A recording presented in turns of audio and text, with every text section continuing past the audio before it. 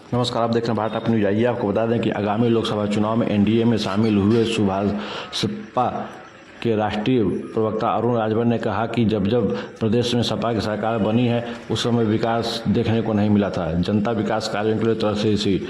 इसी की देन है कि आज केंद्र प्रदेश में भाजपा की सरकार पूर्ण बहुमत के साथ सत्ता की बागडोर संभाल रही है।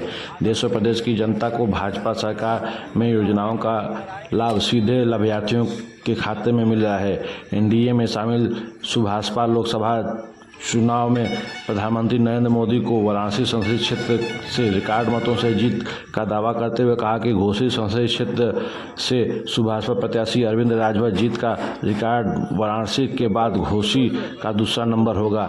यह बातें मधुबन कस्बा स्थित दुबारी मोड़ पर वरिष्ठ नेता व समाजसेवी प्रमोद मल के अहाते में प्रेस कॉन्फ्रेंस के दौरान कहा। भारत अपनी इसके ताज़ा खबरों के लिए बने रहें। लाइक करें, शेयर, सब्सक्राइब करना न भूलें। मुख्य प्रवक्ता सुहेलदेव भारतीय समाज पार्टी। आज हमारे घोसी लोकसभा क्षेत्र के हमारे मधुबन क्षेत्र के प्रभारी ने हम लोगों को सूचना दिया कि आज इस क्षेत्र में कार्यक्रम करना है।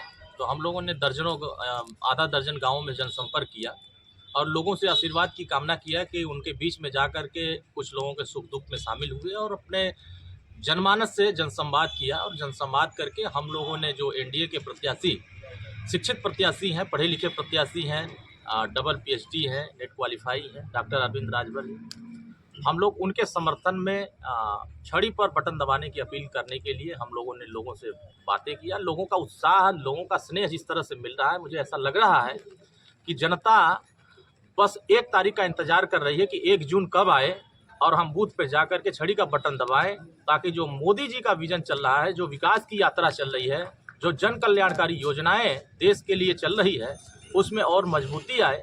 तो जनता ने तो भरोसा बना दिया है। जिस तरह मोदी जी ने जनता के लिए काम कर रहे हैं, योगी जी जनता के लिए काम कर रहे हैं, उसी तरीके से माननीय ओम प्रकाश राजभर जनता को जगा रहे हैं और जनता अपने हकों के लिए, अपने योजनाएं जो चल रही हैं उनको पाने के लिए लाभार्थी वर्ग भी बहुत मजबूती से तय कर लिया है कि आने वाले 1 जून को छड़ी का बटन दबाएगा। 1 जून 400 पार, ये जनता तय कर चुकी है मोदी जी को तीसरी बार प्रधानमंत्री बनाने। समाजवादी पार्टी करेगा कि 400 पार हम रहेंगे।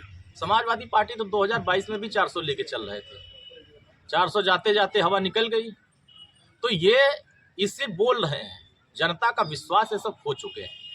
जनता ने जब इनको मौका दिया तो ये पिछड़ों का, दलितों का, मुसलमान भाइयों का, तमाम उन वंचित वर्गों का हक लूटने का काम किया, उनके साथ नाइंसाफ़ी करने का काम किया, उनके साथ धोखा करने का काम किया। ये किसको छोड़े हैं? जिसके साथ ये दोस्ती करते हैं उसी को धोखा देते हैं। जब ये नेताओं को धोखा दे रहे हैं तो जनता को धोखा देते देरी नहीं लगेगा।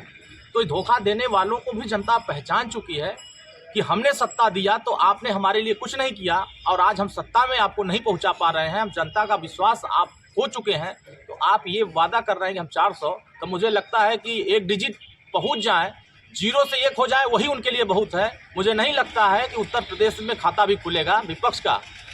1 भी सीटें आज की राजनीति में, मुझे ऐसा लगता है कि 80 की 80 सीटें एनडीए के सारे प्रत्याशी बहुत बहुमत से जीत करके मोदी जी को तीसरी बार प्रधानमंत्री बनाने जा रहे हैं।